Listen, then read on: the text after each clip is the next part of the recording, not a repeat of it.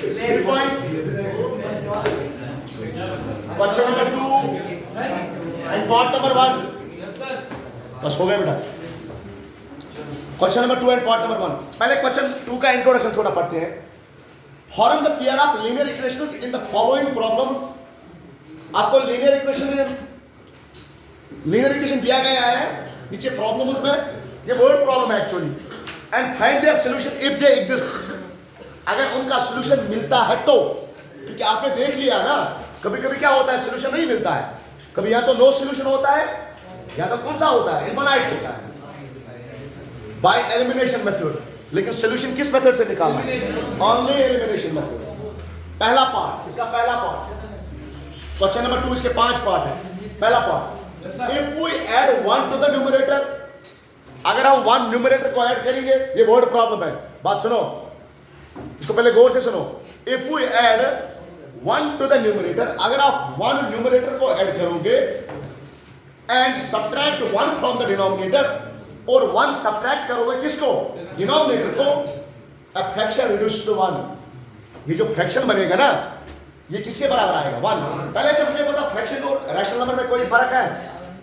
Is there any difference between fraction and rational number? नहीं पता. Fraction में क्या होता है?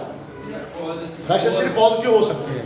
रैशनल नंबर नेगेटिव भी हो सकता है और पॉजिटिव भी हो सकता है. लेकिन फ्रैक्शन सिर्फ क्या होता है? पॉजिटिव होता है. तो ये if we add 1 to the numerator, अगर आप 1 न्यूमरेटर को करेंगे and subtract 1 from the denominator, और 1 किसको करेंगे? सब्ट्रैक्ट डिनोमिनेटर को. A fraction reduces to 1. Fraction का वैल्यू किसके बराबर आएगा? 1 के बराबर. उसके बाद नेक्स्ट पार्ट, इसी का दूसरा हिस्सा, क्योंकि हम क्या पढ़ रहे हैं? Pair of linear equation in 2 variable. और हमारे पास कितने इक्वेशन होने चाहिए? 2 इक्वेशन. और कितने वेरिएबल होने चाहिए? 2 वेरिएबल. चलो वेरिएबल तो 2 आ गए. बात सुनो, वेरिएबल तो अनमीत याद देखो, तो वेरिएबल तो 2 आ गए. कौन कौन सा वेरिएबल आ गया? एक तो न्यूमरेटर का आ गया, न्यूमरेटर के लिए आ गया, और दूसरा वेरिएबल डिनोमिनेटर के लिए आ गया. इक्वेशन भी आ गई एक. दूसरा इक्वेशन का पार्ट, इट बिकम्स 1/2. तो ये इक्वेशन का वैल्यू किसके बराबर आएगा? 1/2. If we only add 1 to the denominator, अगर हम सिर्फ 1 डिनोमिनेटर को ऐड करेंगे, व्हाट इज द फ्रैक्शन? तो फ्रैक्शन क्या है? तो हम लिखेंगे पहले, let numerator of a fraction is equal to, हम मान के ले चलते हैं जो ये फ्रैक्शन है इसका न्यूमरेटर किसके बराबर है? x. इसी तरह एंड डिनोमिनेटर हम मान के ले चलते हैं इज इक्वल टू y. हमने फ्रैक्शन का न्यूमरेटर क्या लिया? x, और फ्रैक्शन का डिनोमिनेटर क्या लिया? y. अब हम कंडीशन को थोड़ा डिकोड करेंगे. ये वर्ड प्रॉब्लम है, हम उसको मैथमेटिकल प्रॉब्लम, अलजेब्रिक प्रॉब्लम बनाएंगे. ये वर्ड प्रॉब्लम है, हम इसको अलजेब्रिक प्रॉब्लम बनाएंगे.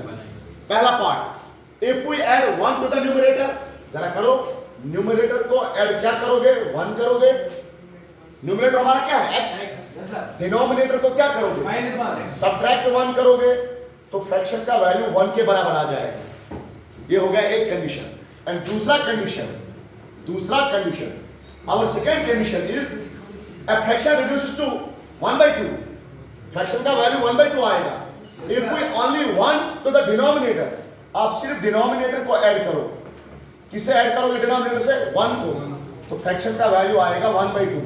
दूसरे केस में न्यूमरेटर को कुछ नहीं करना है, न्यूमरेटर को कोई चीज ऐड नहीं करना है दूसरे केस में. पहले केस में ऐड किसको करोगे? न्यूमरेटर को. कितना? 1. सब्ट्रैक्ट कितना करोगे? 1. किसको? फ्रैक्शन का वैल्यू क्या आएगा? 1. दूसरे केस में, दूसरे कंडीशन में न्यूमरेटर का कोई चीज ऐड नहीं करोगे, बल्कि डिनोमिनेटर को 1 से ऐड करोगे, तो फ्रैक्शन का वैल्यू क्या आएगा? 1/2. तो आपको बताना है व्हाट इज द फ्रैक्शन, मतलब what is the numerator and what is the denominator. अब देख रहे हो हमें एलिमिनेशन मेथड लगाना है, लेकिन अभी हम नहीं लगा सकते हैं because the equations are not in the proper form, standard form या सिंपलेस्ट फॉर्म. तो व्हाट इज द सिंपलेस्ट और standard form? a1x plus b1y plus c1 is equal to 0. दूसरा a2x plus b2y plus c2 is equal to 0. चलो कैसे बनाएंगे इनको standard form? Check करो, इसके डिनोमिनेटर में क्या है? 1 के डिनोमिनेटर हर किसी चीज का 1 होता है. x प्लस 1 इंटू 1 करो, ये बनेगा x plus 1 is equal to y minus 1 into 1, तो ये बनेगा y माइनस 1। दूसरा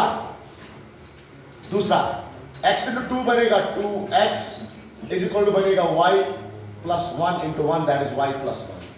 अभी भी अच्छी तरह प्रॉपर फॉर्म में नहीं आ गया, तो अब क्या करूं मैं, और x यहीं रखो, इस y को यहां शिफ्ट करो, माइनस y, और इज इक्वल टू क्या बचा वहां पे, वहां माइनस 1। अब इस कांस्टेंट को भी वहां ले लो, ये तो माइनस 1 ये था, यहाँ पे तो ये प्लस 1 था, शिफ्ट करने के बाद माइनस 1। एंड दूसरी इक्वेशन क्या बनेगी, दूसरी इक्वेशन बनेगी 2x minus y is equal to, ये 1 देखो वहीं रहेगा। अच्छा मैं इस माइनस 1 और माइनस 1 के बदले माइनस 2 लिखूं सीधा, इसके बदले में माइनस 2 लिखूं सीधा, जरा लिखो, ये बनेगा हमारा माइनस 2। प्रॉपर फॉर्म आ गया इक्वेशन फर्स्ट, ये भी प्रॉपर फॉर्म आ गया इक्वेशन सेकेंड। जब तक में इक्वेशंस को आप सिंपलेस्ट फॉर्म या प्रॉपर फॉर्म में लाओगे तब तक मत नाम दिया करो। अब आ गया, अब लगाएंगे एलिमिनेशन मेथड। और एलिमिनेशन मेथड का मतलब क्या होता है कि पहले हमें देखना पड़ेगा क्या कोएफिशिएंट्स बराबर है। अगर कोएफिशिएंट्स बराबर है तो क्या करना है, सब्ट्रैक्शन करना है। अगर बराबर नहीं है तो क्या करेंगे, पहले कोएफिशिएंट्स को क्या करेंगे, पहले कोएफिशिएंट्स को बराबर करेंगे। देखो यहाँ पे तो कोएफिशिएंट बराबर है, कहाँ सर x का वैल्यू 1 है और y का वैल्यू 2 है। अरे जरूरी नहीं है x का वैल्यू x के कोएफिशिएंट बराबर हो, इट इज नॉट नेसेसरी सिर्फ x के कोएफिशिएंट बराबर हो। कभी कभी आपको क्या चेक करना पड़ेगा, क्या y के भी कोएफिशिएंट बराबर है। जरा y का यहाँ पे कोएफिशिएंट चेक करो, 1 नहीं है, -1। यहाँ पे चेक करो, तो दोनों जगह y का कोएफिशिएंट -1 है।